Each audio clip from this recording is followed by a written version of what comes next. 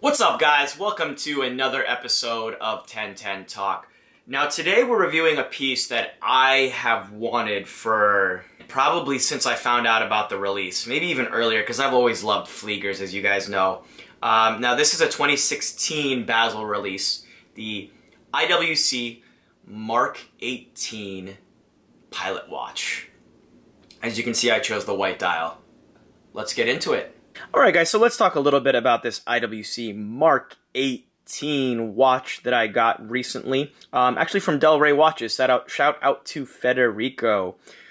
So, first of all, let's kind of address the reason why I picked the white dial. The Mark series by IWC traditionally has always been a black watch. From the 40s, when you have the giant B-Uhr watches that were 55 millimeters, to the Mark 10s, Mark 11s, even the Mark 12s.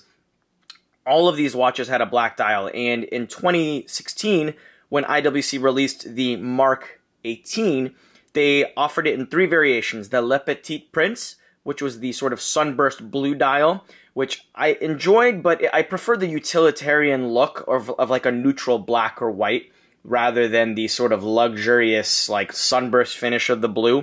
Also, the blue one has a white date window. I'm not a huge fan of that, the contrast there. Anyways, so I picked the white dial. The black dial is a very standard traditional pick, which I was kind of leaning towards, but then it ended up going with the white dial because I thought it was just sort of an interesting take on the IWC Mark series. Anyway, that's basically why I went with the white dial, which I think is also still stunning in person. It's a little bit sterile at first, but we're going to get into the details of why I love this IWC so much and why I think it's a perfect execution of a pilot watch. Let's go ahead and get into some specs really quick. Okay, so obviously stainless steel case, right? The diameter is a perfect 40 millimeters. The reason I say it's perfect is I think 40 millimeters is a sweet spot for a lot of people. If it was 42, I think I could still handle it. 38 might be a little bit too small. I think some people would prefer a 38. Granted, this does have almost no bezel at all, and it's a big white dial face, so it actually looks quite large on the wrist.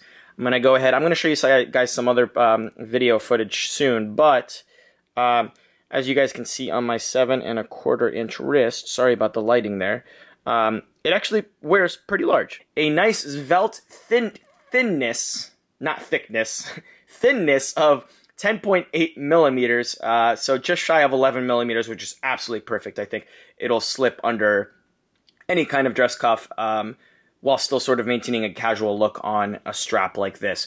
So it has a screw-in crown, which is really great. Water resistance of 6 bar, 60 meters, which is not the greatest. I would have preferred 100 meters, but to be quite honest, I wouldn't think twice about going into the pool with this or playing with the kids. I'd probably even go snorkeling in this, to be quite honest. It has the 30110 caliber. There was a lot of confusion when Hodinkee first reported that this had the Sellita SW3000, a Sellita movement. But it turns out that a lot of the newer IWCs, yes, they do have Sellita movements, but this actually has an ETA 2892A2 movement in it. So that is confirmed that these IWC Mark 18s have that. And I need to comment on this. This is probably the most accurate mechanical watch I've ever owned. This is running at maximum like +1 seconds per day. It might even be a little bit less than that, which is pretty incredible. So of course it has a 42-hour power reserve. It has 21 joules, and you can't see it because of the case back here. There's no see-through display case back, but the actual movement is modified slightly by IWC and obviously tested to positions, and it has the Côte de Genève and Perlage finishing on the movement itself.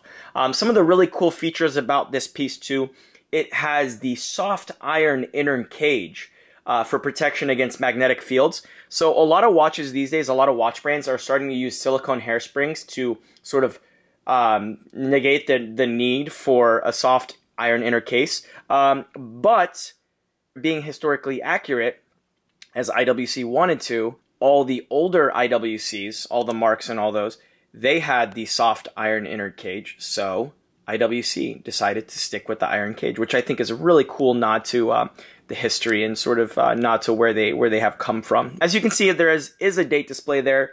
The glass is secured against displacement by drop in air pressure as well, which is really cool. Obviously, it is a pilot's watch, so it needs to be able to take any crazy drops in air pressure. The glass is sapphire with an ever so slight dome that I don't even know if you guys can see there. And of course, the movement is hacking since it's a 2892. It actually comes on a black Santoni calf strap. So I'm kind of going to be brief about this. Every other review on the internet and all these pictures already have this watch on the strap, which is why I decided to sort of switch it up. And you guys will see a bunch of different straps upcoming in a couple other shots. But this Italian Santoni strap is really nice, actually. Very, very durable feeling. Traditional Flieger style with the little cuts right there, cutting in and tapering down.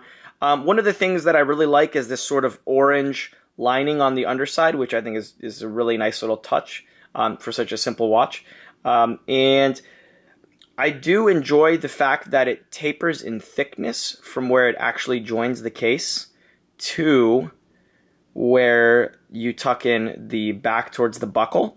But I actually do think that it tapers a little bit too aggressively at the end, and I think this end could be a little bit thicker. It actually is a little bit flimsy, but that's about all I'm going to say on the strap. They have other OEM options that you can buy as well. The buckle is really nice. It is signed IWC and has some nice machining on there as well.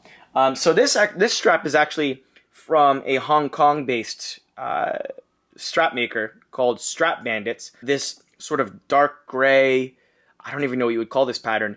You can see it on strapbandits.com. I think it's a perfect match for this watch, and it's really cool that they have a spring bar deploying thing. So there are two other straps that he sent me that I'll show you guys in a couple shots coming up, which are very cool, kind of hipster in some ways. You got a cool little tweed one here and a gray one here. Let's talk about the overall finishing. So obviously this watch is very simple. So it's kind of a joke because my girlfriend just calls it a Timex. But there are some things that really differentiate this watch from your average Timex. There are little subtle things here that really pop out at you. So even when I got this at first, I was slightly underwhelmed because it's kind of very cold, German, sort of like sterile. Everything's about the design. It's very much function over form, but it really is beautiful. And one of the things that I really like about this thing, it might be kind of difficult to pick up in this light, but there is this beautiful sparkle on the dial. It's almost like this diamond dust sparkle, but it's so subtle.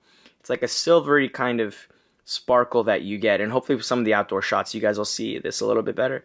That sort of adds another layer into it when you're just sitting there staring at this thing. I really love the legibility of this watch, of course, as well. You can, as John Mayer has said in videos, you can put the big pilot on a nightstand and you can read what time it is. I think you can very much do that with this watch as well. I do love the white dial because it's so versatile with so many different straps, as you guys will see here in the videos. One of the really nice things is the actual case finishing. So there are subtle switches from brushing to polishing, as you can see on the side of the case here. You have nice brushing on the sides and on the tops, and there's this super thin polished bevel on here that is absolutely gorgeous in my opinion. Now, one of the cost-cutting things that IWC has obviously done here is there is no application to this dial really. It's just sort of the lume pip at 12, 3, 6, and 9. But otherwise, it's stamped numerals. It's a stamped IWC logo, stamped Mark 18 automatic at the bottom, stamped Swiss made.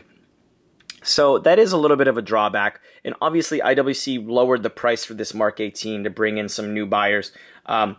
But I think they took some shortcuts for sure, and that is absolutely one of those shortcuts. One of the things that I really like, though, about this date window is instead of just being a cutout right into the date, there is almost like a double step. I don't know if you guys are able to see that or not, but there's one step down and then another step before it goes down into the date window. And that's just kind of like a really cool little intricacy that I like to see on a watch at this price point.